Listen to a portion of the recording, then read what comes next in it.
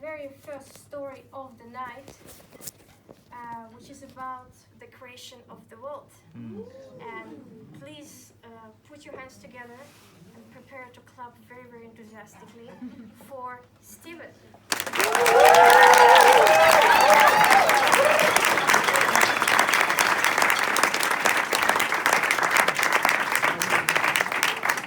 Good evening, everybody. I want to share one of my favorite stories with you, if not my favorite. But before that, I kind of want to preface it a little bit because we have to approach it right now.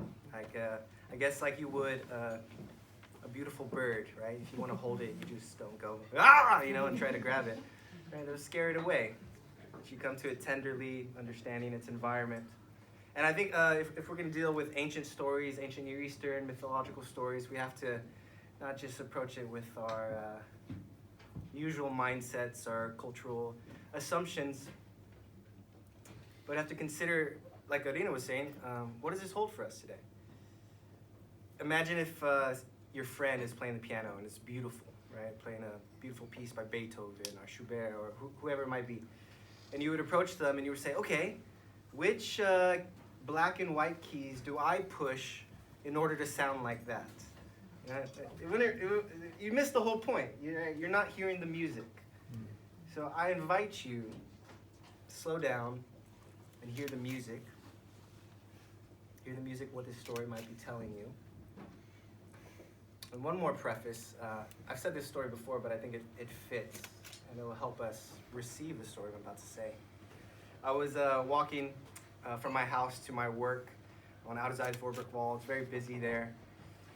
And I was late to the meeting, as I usually am. And so I was walking very rushed, trying to mind my own business, not wanting to really engage with anybody. And then I saw this man walking towards me. He kind of stood out from the crowd. He was taller than everybody else. His clothes were a lot more dirty. He was dragging a sleeping bag behind him, his beard very rough. Quite obviously, I could guess that he was homeless. And something that I like to do is when I walk by such people, I really just want to look them in the eye, just give them a greeting, at the very least, to acknowledge their dignity. And so when I did that, I walked by him, and I just nodded like that quickly, I don't know if you give the nod when you walk by people.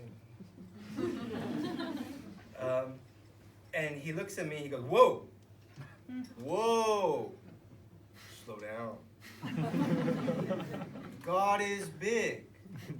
God is big. Slow down. Okay. And I keep walking. And then as I took a few steps, I kind of realized what just happened, and I thought, whoa, what am I doing? Yeah, like, I'm living, and I'm rushing past it. Like, I need to slow down. Yeah, he's right. And so I wanted to turn around and say thank you, and, well, I don't know if you'll believe me or not, but he wasn't there. And I thought, did I just meet an angel? A homeless angel? So, let's do that. Let's slow down. I'm sure there are other places you could be, other stories you could be listening to. But maybe if we slow down, we can see something. So let's go back to the first day.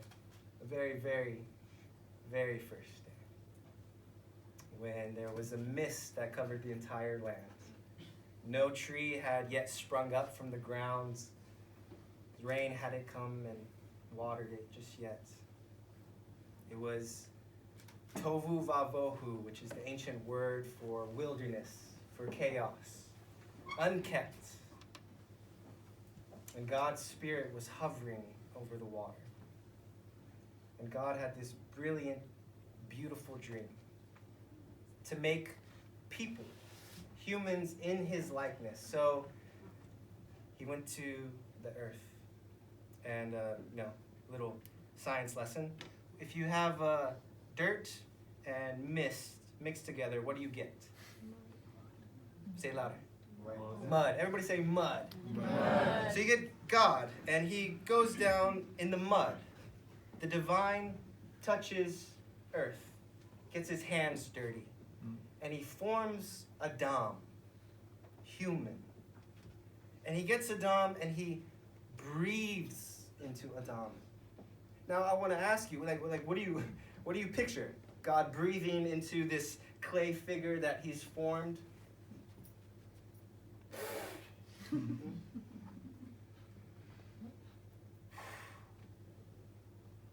Or is it closer still?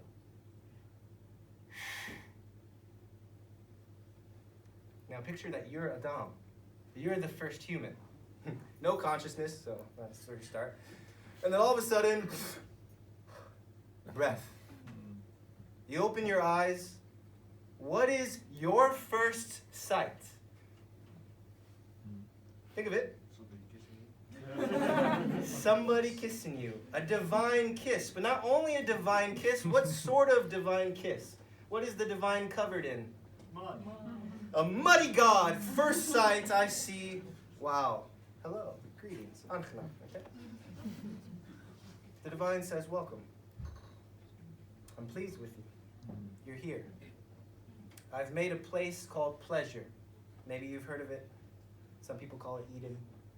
And there I want you to live and cultivate the land, to be a gardener with me.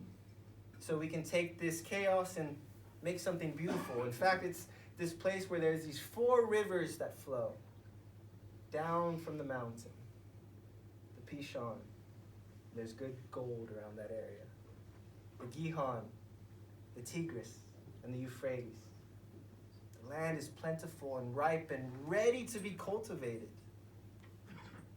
There are boundaries. There are limits, Adam. And the choice is yours. I haven't set up a world where there's no escape. You have a choice. There are 2 trees in the middle of this garden. It's a tree of life, ready and ripe to be picked. There's another tree. It's a tree of the knowledge of good and evil.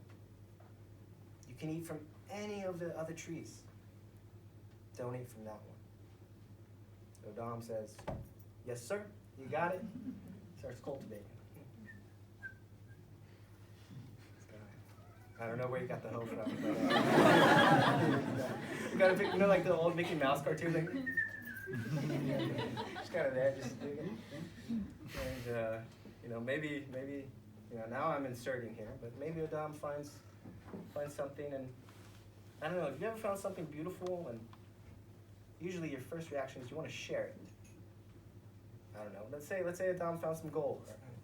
Pulls it up. Hey, would you? Not many people around here. So the divine says, let's make a suitable partner for this human.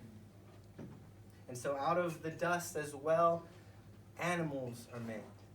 And the divine brings them to Adam to name them, to be part of this whole earth life thing, and to give it titles and form and substance. He named them, but out of all the animals, there was not found a suitable partner.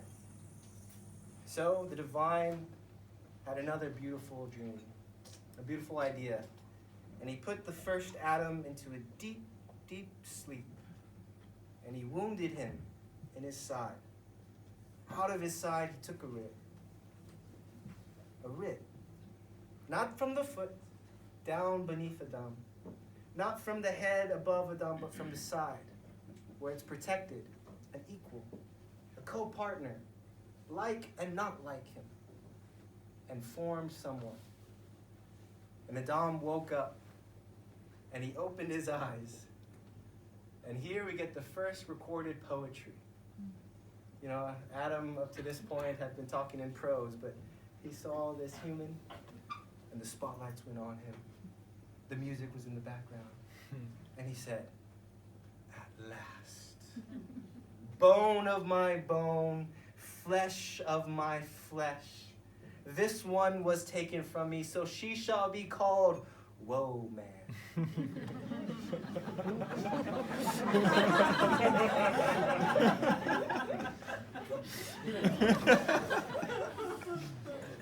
And so it's from there, and that's the reason why a man and a woman shall leave their father's house and become one. They were naked. There was no shame. Now there came a time and a point when there was a serpent who entered into the garden. This creature who had his own narrative, his own way of seeing life and reason and everything in this world. He started a conversation with Eve. He said, "Why can't you eat from this tree?" And the woman responded, "Well, the divine has told us we can eat of any tree, but we can't even touch that one, otherwise we die." Well, the serpent said, that's fake news. That's ridiculous. You can have it. He's holding out on you. No. You gotta go and get yours. Picture the serpent kind of gangster. I don't know. You gotta go and get yours, man. Because the divine knows once you take of that fruit, then you're gonna have your eyes open and you will be like the divine. The woman said, "Well, okay, that's a pretty good idea.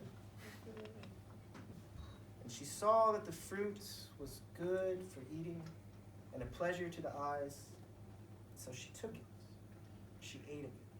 And she gave it to the man as well, and they ate of it. And as soon as they ate of it, their eyes were open, and they realized they were naked.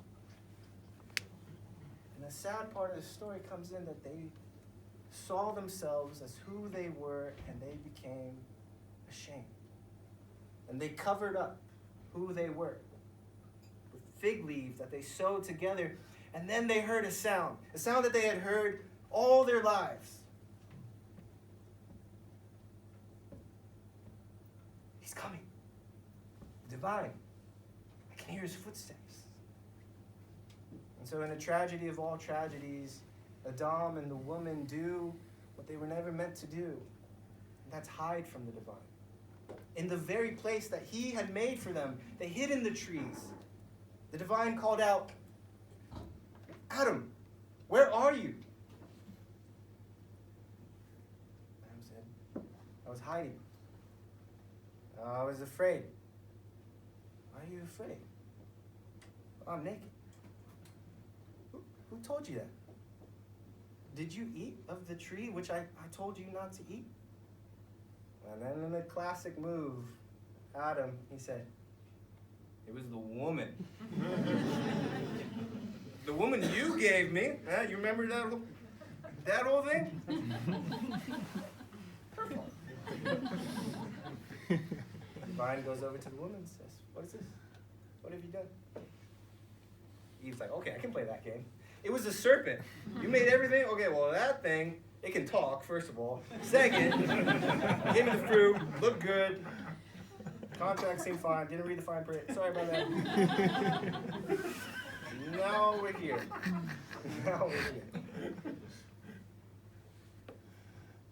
And where this beautiful God space and human space were once cohabiting, there was a schism and a break. And the divine realized what had been done.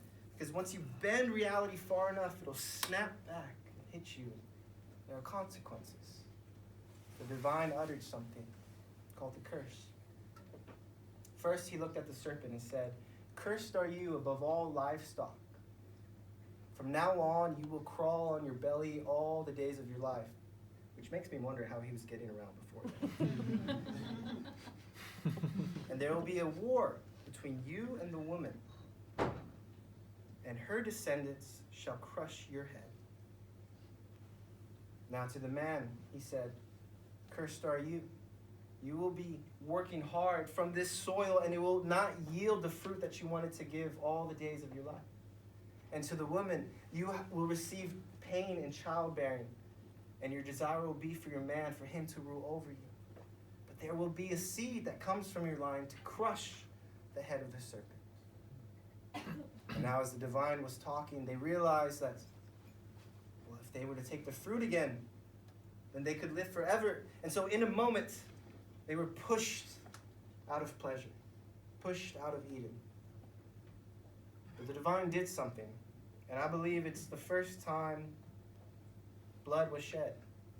For it says that Adam and Eve were clothed in animal skins. The first sacrifice. To cover up what they had done, what they couldn't cover up for themselves. when they were pushed east. The first day. The story from the first day. And now maybe you ask me, we're here in 2025. You say, Stephen, do you believe that happened? Well, it's an ancient Near Eastern story, and like Irina said, it's lasted to this day. Of course I believe it happened. It's ancient, ever ancient.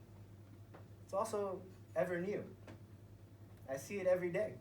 I see it in relationships. I see it in the movies. I see it in politics and governments. Ways that humans try to come together and create something beautiful, and there's a serpent that enters in. And in the way that Adam and Eve were looking for someone to bring them back to the garden, I think there's a way we're all searching for that as well. Where is that second Adam? Where is the one who will lead us back to the garden of the divine? And I have to think of that homeless angel I ran into. Perhaps if we slow down and realize God is big, it's going to be okay.